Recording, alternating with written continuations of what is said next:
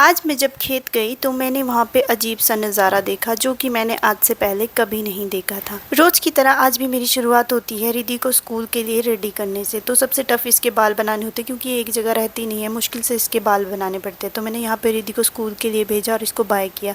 उसके बाद मैंने यहाँ पे छिले एप्पल खाने के बाद फिर मैं लगी लंच के लिए रोटियाँ बनाने, क्योंकि दादू को जो है जल्दी रोटियाँ देनी पड़ती है। फिर मैंने यहाँ पे रोटियाँ बनाने के बाद फिर मैंने दादू को रोटियां दी और उसके बाद हम चल पड़े खेत, क्योंकि हमने जो है गोल्डन सेब नहीं तोड़े थे, ये हमने पेड़ में ही रखे थे। खेत में पहुंचते ही मैंने यहाँ पे अलग ही नज़ारा देखा। मेरे खेत में जितने भी पौधे हैं उसमें दोबारा से पत्ते आ रहे थे और फ्लावरिंग हो रखी थी। इस टाइम पे इतनी फ्लावरिंग होना अच्छी बात नहीं है, क्योंकि जो बीमे अगली साल फूलने थे और जिसमें अगली साल एप्पल लगने थे वो बीमे इसी साल ख़राब हो गए।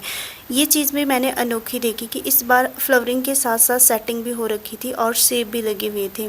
जो फसल अगली साल लगनी थी वो इसी बार लग गई। इसका मतलब ये है कि अगली बार इस खेत में फसल नहीं लगेगी, तो हमारी अगली साल की फसल का भी नुकसान हो गया। तो हमारे सेब तोड़ के हो गए थे ख़त्म। तो मैंने यहाँ पे किल्टा ले लिया। घर ले जाने के बाद मैंने लंच किया। तो लंच करने के बाद अब हम चल पड़े थे अपने शस्त्र अस्त्र उठा के खेत की तरफ, क्योंकि अब हमारे यहाँ पे शौर का सीज़न स्टार्ट हो गया था, क्योंकि मौसम जो है साफ़ हो गया था और बारिश रुक गई थी। लेकिन बारिश ने जो नुकसान किया है वो कभी नहीं मिट सकते।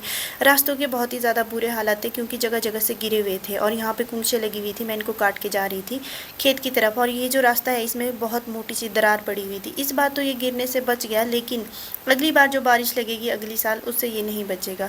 साथ ही जो नीचे का रास्ता था उसमें इतनी बड़ी बड़ी चट्टानें आई हुई थी जो कि नीचे पूरे खेत में फैली हुई थी, और रास्ता बहुत ही ज़्यादा गंदा था चलने के लिए। तो यहाँ पे हमारे लास्ट ईयर का घास भी बचा हुआ था, तो यहाँ पे हम लगाते हैं घास की टोली। तो आज से हमारा यहाँ पे शौर स्टार्ट हो गया।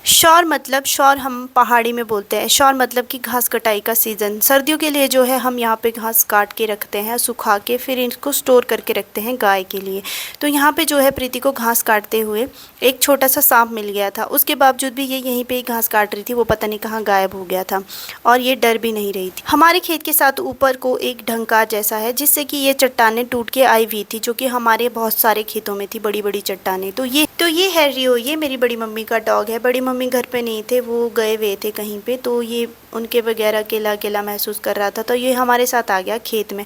तो यहाँ पे मेरी सिस्टर जो है इसके साथ डांस करने लगी। तो अब शाम का वक्त हो गया, अब हम चल पड़े थे घर की तरफ, और गाय के लिए भी हम घास लेके जा रहे थे। तो घर पहुँचते ही मैंने थोड़ा सा रेस्ट किया, पानी पिया, और उसके बाद मैं लग गई रिद्धि को होमवर्क करवाने। तो आज के व्लॉग में इतना ही, मिलूंगी अगले व्लॉग में, तब तक के लिए बाय बाय।